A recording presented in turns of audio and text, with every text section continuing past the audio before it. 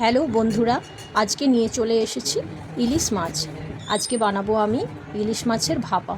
দেখুন কিভাবে কত তাড়াতাড়ি ইলিশ মাছের ভাপা বানানো যায়, আপনাদেরকে সেই রেসিপিটা করে দেখাচ্ছি। সর্ষে,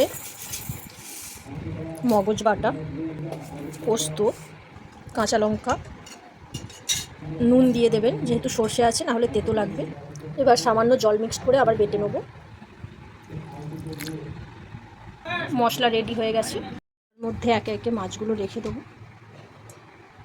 মাছগুলো সাজিয়ে নিয়েছি, এবার মশলাটা দিয়ে দেবো। মিক্সি ধোয়া জলটাও দিয়ে দেবো, কাঁচা লঙ্কাগুলো দিয়ে দেবো, টমেটো কুচি।